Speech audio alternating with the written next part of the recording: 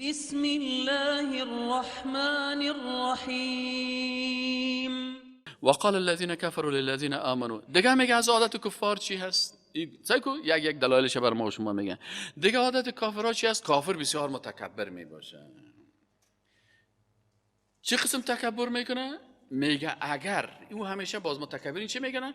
که اگر این کتاب حق بود، این پیغمبر حق بود، باید پیغمبر باید بر ازی اصحابی که این مردمایی که مردمای عاجز هستند، باید سلمان فارسی و یا مثلا بلال حبشی و سمیه و یاسر سر از یارش خندی میکردن، میگفتن وقال الذين كفروا، و میگن کسای کافر هستن للذین آمنوا، بر مؤمنان لو کان خیرا، اگر این قرآن خیر می بود، بهتر می بود، به منفعت می بود، ما سبقونا الیه، باز اینا از ما بر ما سبقت نمی کردن، اول ما ایره می گرفتیم چون ما بسیار فامیده و دانشمند هستیم.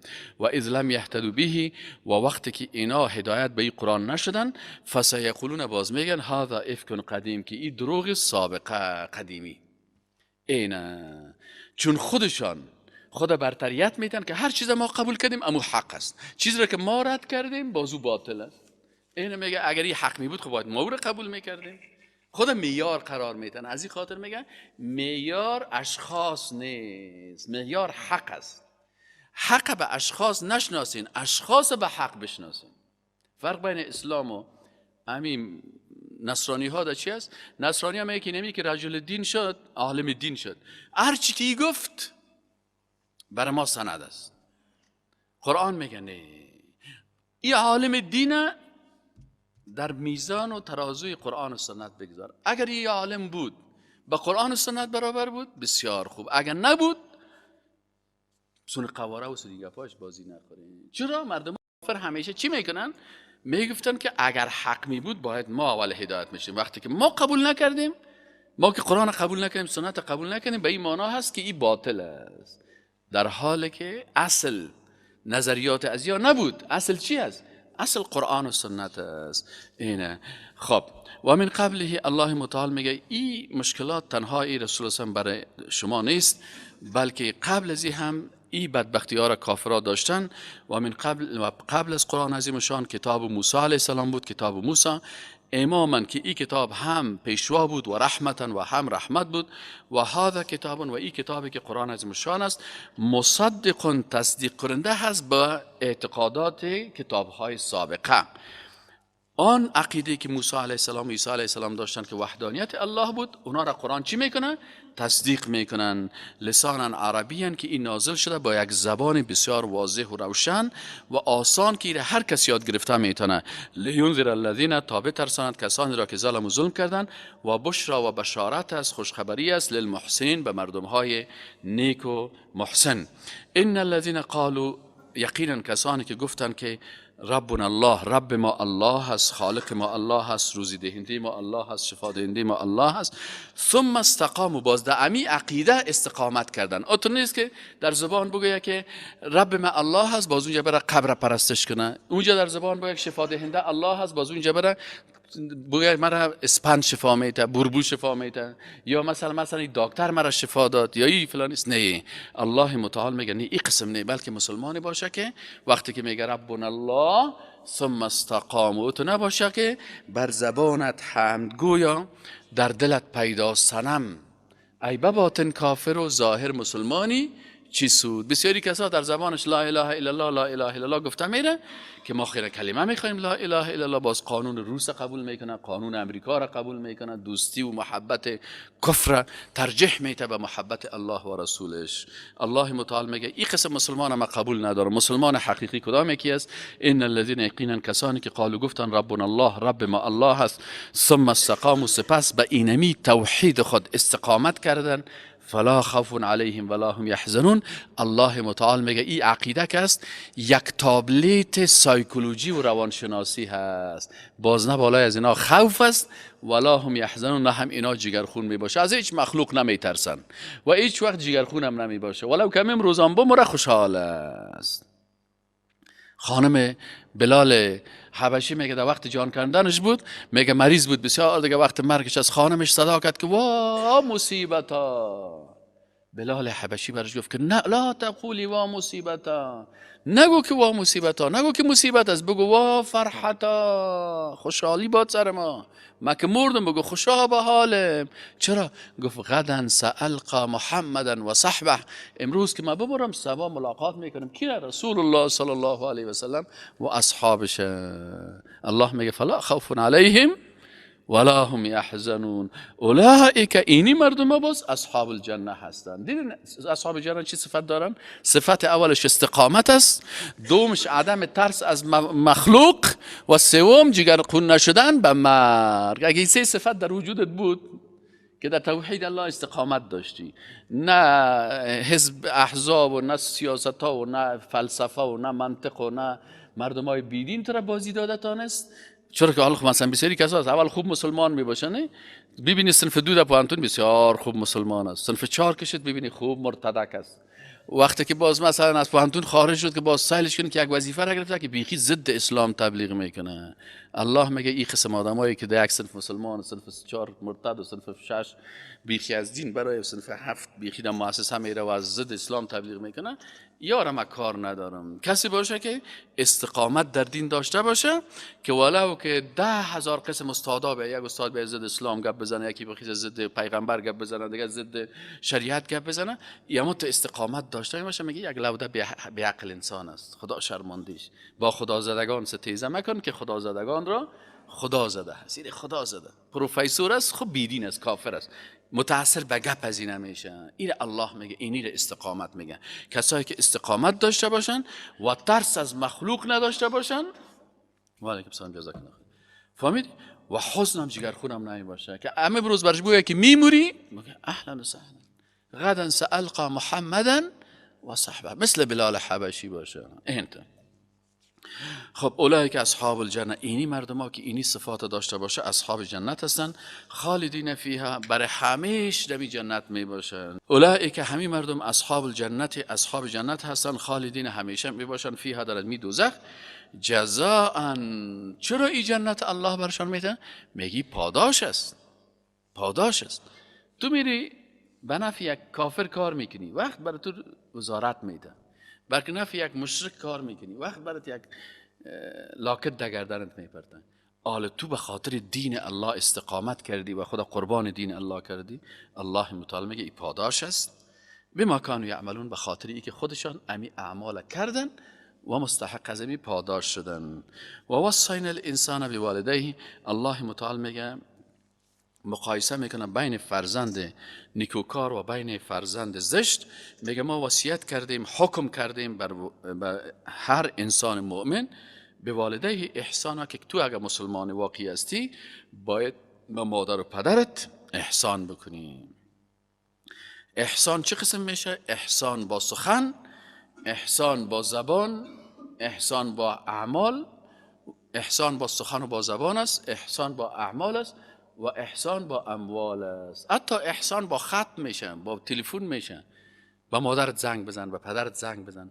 بعضی شاگرداست که آمد مادر پدر خفه میسازه و پشتش گریه میکنه، دیگه هیچ رای زدن نمیره، تمام روز فیسبوک میکنه، میگه تو امر الله را قبول نکردی. الله میگه ما وصیت کردیم برای انسان، حکم کردیم که با والدینت احسان داشته باش. و وصینا، و وصیت کردیم الانسان را، یا حکم کردیم برای انسان به والدیه، به والدینش احسانا، به نیکی کردن مالی، زبانی و بدنی. چرا باید به مادر و پدرت، باز از جمله مادر و پدر باز مادر بیشتر ترجیح میده؟ میگه حملت و امه کرهن، میگه حمل کرد امی شخص امه مادرش در وقتی که این طفل بود در بطن مادرش بود، کرهن به تکلیف، و وضعته کرهن، و وقتی که ایره وضع حمل میکرد در وقت ولادت از هم مادرش بسیار دردها و تکالیف کشید. 9 ماه در بطنش مادر مریض و تو در اونجا از خون از او تغذیه میشدی، و در وقتی که تو ولادت میشدی مادر مریض و سختی ها را میدید و تو رویت به طرف دنیا می آوردی. و حمله و فصاله 30 شهرا، میگه در وقت حمل ازی و در وقتی که تا که از شیر باز بعد از این شیر میته و شیر میته و شیر میته، 30 شهرا 30 ماه مادر لحظه به لحظه در تکالیف است. حتی اذا بلغ اشده، تا وقتی که نمی فرزند به جوانی میرسه، و بلغ 40 سنه، با سن ازی به 40 سالگی میرسه. قال فرزند نیکوکار باز چی میگه؟ میگه رب ای پروردگار من، اوزعنی مرا توفیق بده که ان اشکره، که من شکر بکنم. اوزعنی توفیق بده مرا، ان اشکره، که من شکر بکنم، نعمتک التي انعمت علی، نعمتک او نعمتت را، التي او نعمتی که انعمت علی نعمت کردی بالای من، و علی والدی، و همچنان شکر تو را بکنم، و علی والدی، و هم بر والدین خود چی بکنم؟ شکرگزاری بکنم. بعد از شکر الله شکر والدین است. و ان اعمل صالحا، و ما اعمال صالحه بتم. پس انسان مؤمن همیشه از الله میخواد که اول توفیق بهش که شکر الله را بکنه. از این خاطر در اسلام که عبادت فکری بسیار اهمیت داره. وقتی که شما تفکر بکنین در نعمتهای الله، باز شکر نعمتهای الله را میکنین. این حال انسان هایی که فکر نمیکنن، عبادت فکری نمیکنن، تدبر نمیکنن، یا هیچ شکر نعمتهای الله را نمیکنن. میگه انسان مؤمن اول صفتش است که در نعمتهای الله فکر میکنه، و باز میگه پروردگار مرا توفیق بده که شکر نعمتهای تا بکنم. و دوم کار چی میکنه؟ وقتی که در زحمات والدین فکر میکنه، با سپاسگزاری و شکرگزاری به والدینش میکنه، در خدمت از اونها قرار میگیره. و ان اعمل صالحا، شکر تنها به زبان نمیشه. شکر نعمت چه وقت ادا میشه؟ سوال. شکر نعمت چه وقت ادا میشه؟ مثلا شکر چشم چه قسم ادا میکنی؟ اول چشمت خود گپ زدن نمیتونه. شکر قلبت چه قسم ادا میکنی؟ شکر دستت چه قسم ادا میکنی؟ علما میگن که شکر یک نعمت وقتی میشه که اونمون نعمت مطابق حکم الله استعمال کنی. اگر چشمت مطابق حکم الله استعمال کردی، تو شکر نعمت چشم کردی. اگر در چشمت ساز سیل کردی و رقص سیل کردی و فیلمای خراب سیل کرده رفتی، اینجا شکر چشمت نکردی، ناسپاسی کردی. اینی قسم گوشت، دستت، پایت ببین در کجا هست. و شکر والدین چه قسم میشه؟ که تو خدمت گزاری از اونها را بکنی. دیگه چی دعا میکنه؟ سومی دعای از این باشه که پروردگار مرا توفیق بده و ان اعمل صالحا، که من چی کنم؟ اعمال صالحه بکنم، ترضاه، که تو راضی، که او تو عمله که تو را راضی بسازن، یا تو او به انجام دادن از او راضی میشوی. و اصلح لی فی ذریتی، و پروردگار دعای چهارمی چی میباشه؟ میگه پروردگار اصلاحات بیار در اولادای من. یا الله اولادای من هم اصلاح بساز. یعنی بهترین نعمت الله برای والدین چی است؟ که اولاد صالح داشته باشه. از این خاطر پدر و مادر از سیگرت کشیدن و نسوار زدن و فیلم سیل کردن و لچکی اولادا بسیار خسته میشن. بزرگترین ضربه که به مادر و پدرت میرسونی چه وقت میرسه؟ که تو مثلا کار نمیکنی مخالف شریعت، که مادر و پدر از دست ازو بسیار آسیب میبینن. پنجمی صفتشان چی است؟ میگه اینی تبت الیک، یا پروردگار ما به تو مراجعه کردم، و اینی من المسلمین، و ما از جمله مسلمان ها هستم. اولئک الذین، الله میگه اینی اشخاصی هستند که نتقبل عنهم احسن ما عملوا، که باز ما قبول میکنیم اعمال حسنه از اینا را. اینه بازی اعمالشان ما قبول میکنیم. و نتجاوز عن سیئاتهم، تنها اعمال نیکشان قبول نمیکنیم، بلکه در پالیزی که اعمال صالحشان قبول کردیم، باز گناههای از اینا را هم میبخشیم. در جمله کی؟ فی اصحاب الجنه، باز اینا داخل میشن. وعد الصدق الذی، این وعده صادقانه است که کانوا یوعدون، که به اینا وعده داده میشن. والذی، اما بر ضد از اینا مقایسه میکنه. آدم میگه فرزندان بیدین و بی ایمان چه قسم هستن؟ والذی، و او کسی که قال لوالدیه، بر مادر و پدر خود چی میگه؟ اف لکما. مادر و پدر که میگه بزنه دیگه باز اف بابا مرا دیوانه کردی، اف از دست کار شما، اف. اینه میگه اولاد بسیار بی تربیه و بد اخلاق است. اما کسی که بر مادر و پدر خود اف میگه، وای و افسوس میگه، لکما بر شما، اتعیداننی، آیا شما وعده میتید ان اخرج، که ما، مادر و پدرش مسلمان است، برای اولاد بیدین خود میگه که او بچه قیامت است، محاسبه هست. بازی میگه ای مادر و پدر، شما برای من اتو وعده میتید که باز ما اخرج ای که من دوباره باز زنده میشم و برگ آورده میشم. وقد خلت القرون من قبلی، وقد خلت، و گذشته القرون و قرنها و متای قبلی من قبلی، پیش از من کدامش زنده شده؟ کلشان اونا مردن رفتن. و هما یستغیثان الله، و بازی مادر و پدر مؤمن استغاثه میکنن، فریاد میکنن برای الله. استغاثه برای کی میشه؟ به الله میشه. یکی از عبادات چی بدنی چی است؟ استغاثه هست. باز این میگه که یستغیثان الله، یا فریاد میکنن به الله و میگن که ویلک، وای بر سر تو، آمن ایمان بیار او بچه نکوی کاره. ان وعد الله حق، یقینا که وعد الله، وعده الله حق است. فیقول، باز امی فرزند بیدین چی میگن؟ ما هذا الا اساطیر الاولین، نیست این مگر از قصه های سابقه.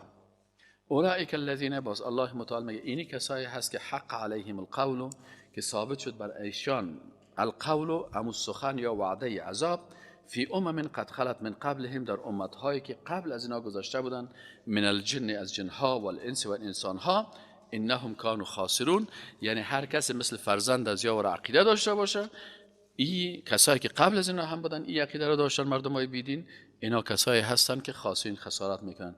ولکل درجات مما عملوا، بر هر کس الله متعال میگه درجه دادیم، مما از آنچه که عمل میکنن، ولیوفیهم اعمالهم، تا پوره پاداش داده شود، ولیوفیهم، تا که پاداش داده شود برای از اینا چیشان؟ اعمالهم، امو پاداش در مقابل اعمالشان، و هم لا یظلمون، و اینا هیچ وقتی بالایشان ظلم نمیشه.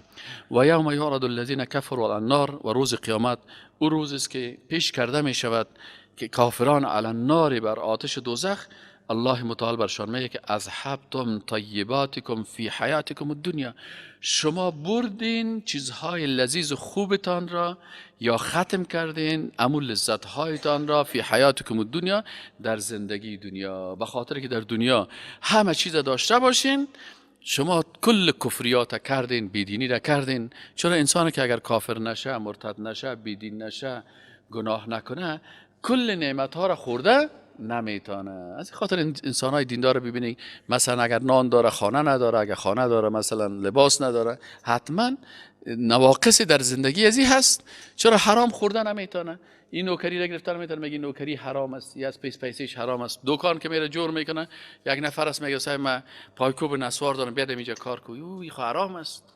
دیگر رو ببینی صاحب سیگرت فروشی داره، دیگر رو ببینی مثلا شراب فروشی داره، این بیچاره با تکلیف از در هر جای، از این خاطر سختی ها را میبینه. اما کسایی که بیدین هستن، تمام قدرت ها را، بازی چوکی داره، پیسه داره، خانه داره، موتر داره، خوردنی های رنگارنگ داره. در هتل که میری سیل کنی، مثلا تو بسیار غریبی میری یک خوراک کباب 130 روپیه میخری، گوره سیل میکنی که سر میزش 20 خوراک کباب ماندگی، از کجا خوردی؟ سیل میگی در پالیش یک آدم غریبه، یک شیشته کار از او پیششان بنده، سور آوردن که بیا مامور صاحبا را چی بده؟ کباب بتی، نان بتی، کلش حرام میخوره. باز دستارا میشه دیگه، باز بسم الله کنین در کباب حرام. او باز که بیرون که سال میکنی کالی تو باش کدام از یا پیسه میته، باز سعی میکنی غریبه که کارش بند است، باز دیگه میازی زور دلی جیبه و پالی جیبه بپال که بر از یا میته. الله متعال بر از این مردمای حرام خور و مثلا این موترای چی است، الله متعال برشان میگه که و یوم یعرض الذین کفروا علی النار، وقتی که پیش کرده میشه انسان‌های کافر و بیدین و ناسپاس و ناشکر با آتش دوزخ پیش میشه، باز الله برشان میگه اذهبتم طیباتکم فی حیات الدنیا، شما ختم کردین چیزهای لذیذتان را، پاکی ها و غذاهایی که باید او رو شما میخوردین و نعمت ها را، منظورش نعمت ها هست، فی حیاتکم الدنیا، در زندگی دنیا، واستمتعتم بها، و از او بسیار تمتع کردین و لذت بردین و فایده گرفتین. فالیوم، آل دیگه بر شما هیچ چیز نمانده، تجزون عذاب الهون، آل در مقابل این حرامایی که خوردین، این رشوت‌های خوردین، این مالایی که غصب کردین، این که مردم اختطاف کردین، این که مثلا مردم در زندان بندی خانه انداختین، در مقابل از او پیسه گرفتین، آل الله متعال میگه تجزون عذاب الهون، به شما داده میشه عذاب بسیار توهین کننده. چه قسم که در روز قیامت صدا میشه که او مردم، این رشوت خور خبیث میبریم طرف آتش دوزخ، این اختطافچی خبیث میبریم برباد میگیم، این غلام کافرها را میبریم. این باز اینجا میگه بسیار عذاب توهین کننده هست. بما کنتم، به سبب ازی که بودین، تستکبرون فی الارض، که شما تکبر میکردین در زمین بغیر الحق، بدون حق، هیچ کدام کمال نداشتین لکن بسیار متکبر بودین. و بما کنتم، و به سبب ازی که بودین، تفسقون، فاسق میشدین، یعنی خارج میشدین از اطاعت الله. واذکر، و یاد کن، اخا عاد، برادر قوم عاد، که هود علیه السلام است. از انذر قومه، وقتی که ترساند قوم خود را بالاحقاف، در عموم زمین ریگستان که احقاف گفته میشه در منطقه یمن. وقد خلت النذر من بین یدیه و من خلفه، در حالی که بسیار پیغمبرای دیگی که مردم می ترساندن از عذاب الله، اونا هم گذشته بودن من بین یدیه، پیش از امی هود علیه السلام، و من خلفه و بعد از هود علیه السلام. ای برشان گفت که الله تعبدوا الا الله، او مردم شما عبادت نکنین بغیر از الله. در قوم از او همین نمی بت پرستی و قبر پرستی رواج پیدا کرده بود. ای بت پرستی و قبر پرستی و درخت پرستی و گو پرستی و مرغ پرستی و این نمی قسم چوب پرستی و اسپند پرستی و مهره پرستی متاسفانه زیاد شده میره روز به روز. پیغمبر که می برشان میگه که الله تعبدو، شما عبادت نکنین الا الله، بغیر از الله. اینی اخاف علیکم عذاب یوم عظیم، من میترسم بر شما از عذاب روز بسیار بزرگ، روز قیامت است. قالوا، اینها گفتن اجئتنا، آیا تو آمدی لتأفکنا، تا ما را دور نگه داری، عن آلهتنا، ما را دور بسازی از این معبودای ما. اوهو فأتنا بما تعدنا، برو بیار بر ما هر عذابی را که بر ما وعده میتی، ان کنت من الصادقین، اگر تو از صادقان هستی. قال، گفت انما العلم عند الله، گفت علمه که چه وقت قیامت می چه وقت عذاب می ای به نزد الله هست. و ابلغکم، و ما بر شما رساندم، تبلیغ کردم، ما آنچه که ارسلت بهی، که به خاطر از او من فرستاده شدیم. ولکن مکه هستم، اراکم، میبینیم شما را قومی که تجهلون، بسیار چی میکنین؟ به علمی و بیدانشی میکنین. فلما رأوه، پس هنگامی که او را دیدن، عارضن، که اعراض میکنن، مستقبل اودیتهم، روی آورده به میدانهایشان، قالوا هذا عارض ممطرنا، گفتن این ابر است که باراننده بر ما.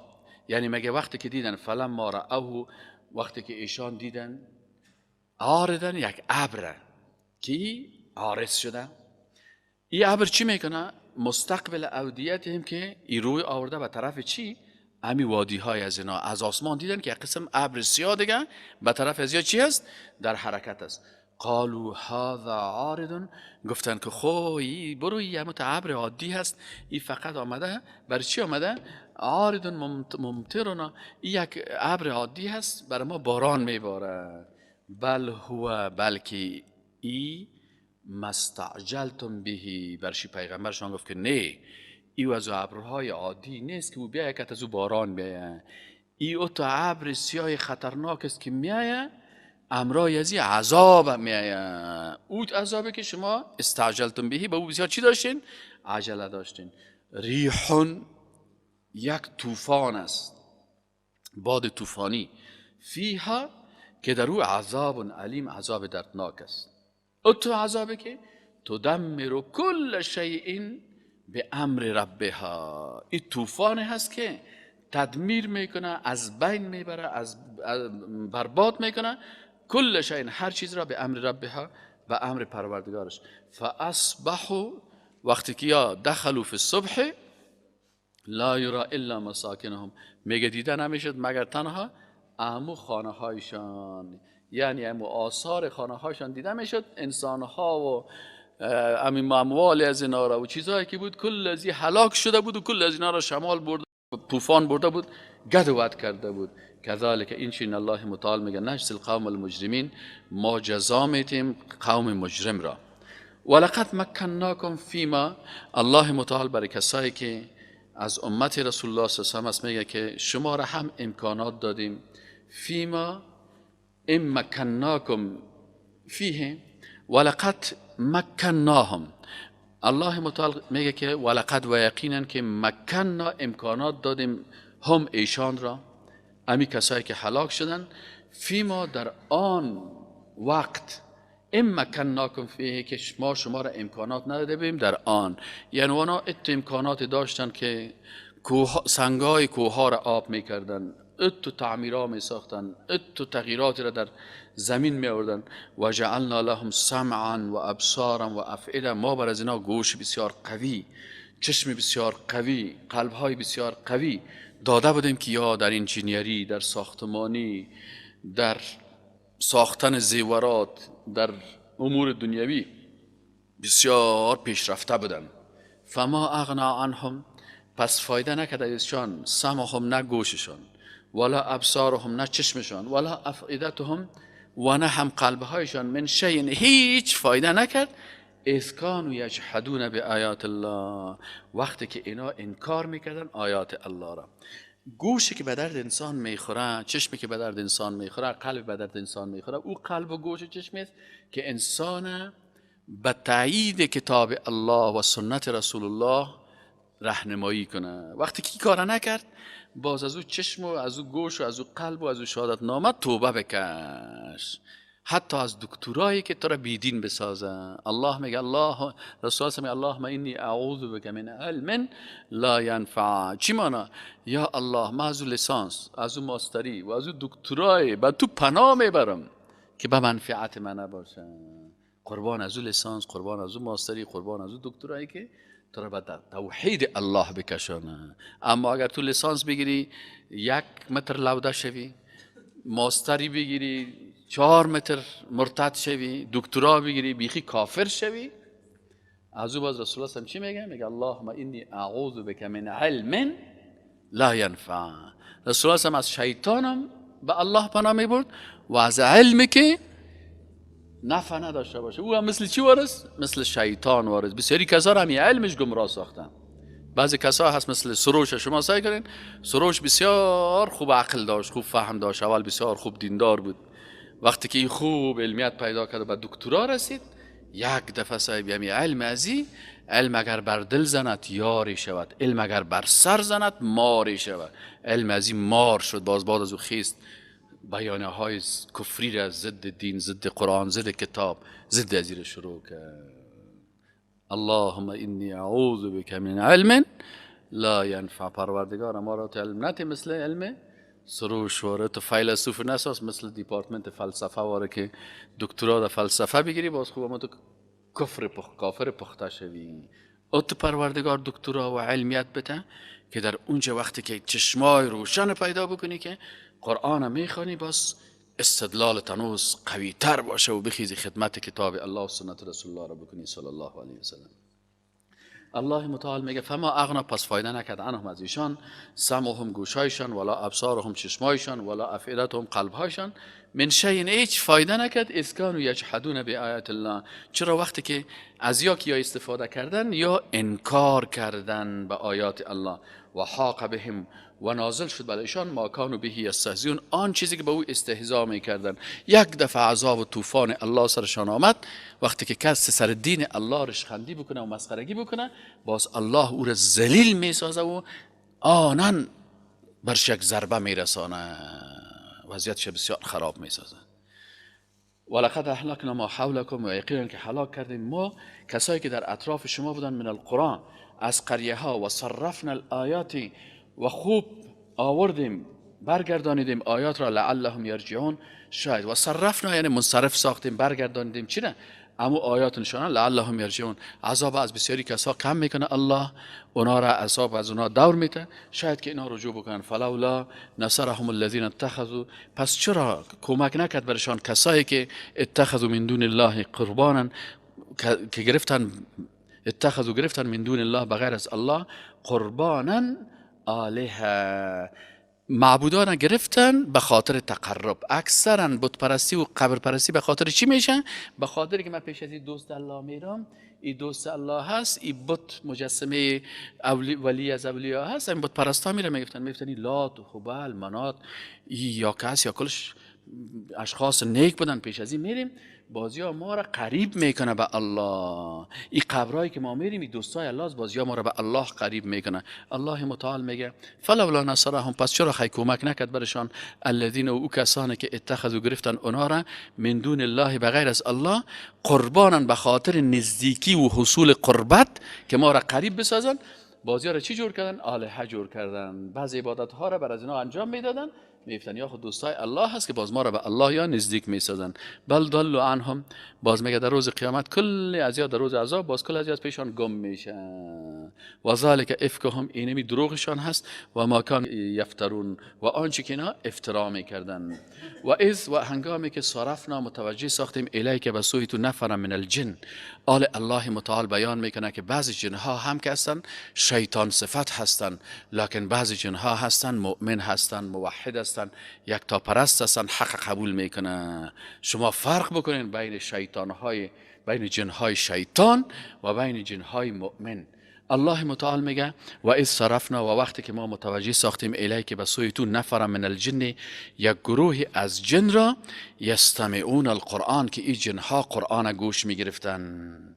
فلما، پس وقتی که امی جنها مؤمن بودن، حضروه، حاضر شدن دمی مجلس قرآن، قالو، بر دیگه جنها گفتن که انصتو، خاموش باشین، غالمغال نکنین. فلما قضیه، وقتی که خواندن قرآن تکمیل شد، یا چی کردن؟ ولو الی قومهم منذرین، خود از اینا دعوتگر شدن به قوم خود. اینی جنهای مؤمن است. بعضی جنها میان در اطراف درس میشینن، وقتی که قرآن میشنون با ادب میشنون، گوش میگیرن. باز وقتی که قرآن گوش گرفتن، بازیا که انسان ها غرض نمیگیرن، پس میرن پیش قوم خود، پیش دیگه جنها میرن، باز دعوتگر اسلام میشن، منذرین میشن. الله میگه این تو مردمای جنهای خوب بودن. چی میگفتن؟ گفتن یا قومنا، ای قوم ما، ای جنها، انا سمعنا کتابا، ما شنیدیم یک کتابی را که انزل من بعد موسی، که نازل شده بعد از موسی علیه السلام. چه قسم کتاب است؟ مصدقا لما بین یدیه، کتاب است که وحدانیت و توحید و رسالتی که از تمام پیغمبرها هست، این کل آنچه که در کتابهای سابقه بود این تصدیق میکنه. و خودی کتاب چی وظیفه داره؟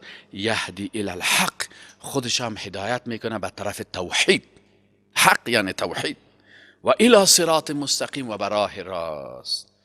عالی سعی کنین این جنهای مؤمن، موحد، یکتا پرست هستن، برای قوم خود ایمان خود بیان کردن. حال وقتی که ایمان خود بیان کردن، برای قوم خودم رسالت رساندن، حال چی میگن؟ یا قومنا، ای قومنا، عجیب داعی الله، شما ای دعوتگر الله را اجابت بکنین، به ای ایمان بیارین، رسالتش قبول بکنین، و آمنو بهی، به ای ایمان بیارین، یغفر لکم من ذنوبکم، تا که الله ببخشد شما را گناهایتان را، و یجرکم من عذاب علیم، و نجات بده شما را از عذاب الله. و من لا یجیب، و او جنها فکرتان باشه، هر کسی که اجابت نمیکنه داعی الله، دعوتگر الله را، فلیس بمعجز فی الارض، باز ای جنها نمیتونن که الله را عاجز بسازن در زمین، ولیس له من دونه اولیاء، و بغیر از الله بر از اینا دوستان نمی باشه. اولئک فی ضلال مبین، باز اینی جنها در گمراهی آشکار می باشن. اولم یروا، آیا ندیدن؟ ان الله الذی خلق السماوات والارض، الله او ذاتی که خلق کرد آسمان ها و زمین را. پس اینجا گپ سر از این هست که جنها دو قسم هستن، یک قسمشان مؤمن هستن، موحد هستن، یکتا پرست هستن، دعوتگر دین هستن، خدمتگار دین هستن، در درس قرآن میشینن، در درس سنت میشینن، محبت با الله دارن، محبت با رسول الله صلی الله علیه و سلم دارن، و اینا کسایی هستن که مؤمن هستن، و وقتی که خودشان ایمان قوی دارن، بر دیگر جنها هم وسیله میشه برای چی؟ دعوت. اونا را هم میارن و بالاخره میشانن و بر از اینا میگن کلمه بخوانین. یک وقت درس بدیم که یک کسی آمد گفت که 2000 جن آماده هستن که لا اله الا الله بگویه، کلمه را برشان بگوین، لا اله الا الله محمد رسول الله. و یک تعداد جنهای دیگه هستن که باز اونا شیطان هستن، کافر هستن، منافق هستن، مرتد هستن. اینا چی میکنن؟ آتش پرست هستن، مهتاب پرست هستن، ستاره پرست هستن. بازی ها همیشه مصیریت میکنن، ضرر میرسانن، مسلمان ها را منافقت میکنن. بازی ها گپای شیطانی را میارن، پریزن جور میکنن. باز از پریزن ها مردم به شرک مبتلا میکنن، بعض مردهای بیدین گیر میکنن، باز از طریق از اونا مردم به شرک و به کفر و به بیدینی و قبر پرستی و بت پرستی دعوت میکنن. پس انسان مسلمان باید بفهمه او جنهایی که مؤمن هستن، موحد هستن، تحت می آیت قرآن داخل میشه که انما المؤمنون اخوه، خواهرها و برادرای ما و شما در دین هستن. برشان احترام میکنیم و اویش که کافر هستن و باز از دعا به الله پناه میبریم، میگیم اعوذ بالله من الشیطان الرجیم، به الله پناه میبریم از شر شیطان رجیم و اعوانش و ذریش و کافرایش و مرتدایش و کسایی که شاگردایش است. علم یارو آیا ندیدن این مردم ان الله یقینا که الله متعال الذی او ذات است که خلق السماوات والارض خلق کرده آسمان ها و زمین را ولم یعی بخلقهن و الله متعال احساس خستگی نکرده بر خلق کردن از اینا. این رد سر یهودی های خبیث میگفتن که الله متعال میگه در 6 روز آسمان و زمین خلق کرد، در روز هفتم باز خسته شد. الله متعال گفت که چی هست؟ لغوب یا خستگی ما را نگرفته. پس انسان مسلمان و مؤمن و موحد باید الله را به خود قیاس نکنه. این خستگی و مانده شدن این عادات انسان هست. الله متعال ذات با عظمت است. الله متعال خلق کرد آسمان ها و زمین را و خسته نشده و مانده نشده به خلقهن، در خلق کردن از اینا. چرا؟ به خاطر از اینکه الله متعال نیاز به کار نداره که او کسی که خسته میشه خود کار میکنه. الله متعال وقتی که یک چیز را خلق میکنه اذا اراد شیئا ان یقول له کن فیکون، خلاص. ولم یعن بقادر، این خالق که آسمان ها و زمین را خلق کرده ای بسیار قدرتمند است علی ان یحیی الموتى، به ای که مرده ها را هم زنده بکنه. این کسایی که میگه ما مردیم با زنده نمیشیم، برشان بگو او خالقی که این کهکشان ها را خلق کرد، این آفتاب خلق کرد، این مهتاب خلق کرد، این کائنات خلق کرد، میتونه که مرده را هم دوباره چی کنه؟ زنده کنه. بلا آره انه علی کل شیء قدیر، یقینا که الله متعال بر هر چیز بسیار قدرتمند است. و یوم و روزی که یعرض الذین کفروا، پیش کرده شوند کافران، علی النار، به آتش دوزخ، برشان گفته میشه الیس هذا بالحق، آیا حق نیست که شما سر دوزخ مسخرگی میکردین؟ سر روز آخرت، سر قیامت آیا حق نیست؟ قالوا، باز امی کافران میگن بلا و ربنا، بله ای رب ما این حق است. قال الله متعال میگه آل دیگه ایمانتان قبول نمیشه، فذوقوا العذاب، بچشین عذاب را بما کنتم تکفرون، به خاطر از اینکه شما کافر شده بودین و انکار میکردین. فصبر، الله متعال و رسول الله صلی الله علیه و و برای هر داعی اسلام میگه که فصبر، صبر بکنی مسلمان، کما صبر اولو العزم من الرسل، مثل که پیغمبران اولو العزم مثل نوح علیه السلام، ابراهیم علیه السلام، موسی علیه السلام، عیسی علیه السلام، محمد رسول الله صلی الله علیه و سلم، این پیغمبرای بودن که یک رتبه بزرگ دیگه داشتن که او چی بود؟ اولوالعزم هم بودن. میگه صبر بکو مثل که این پیغمبرای اولوالعزم کردن.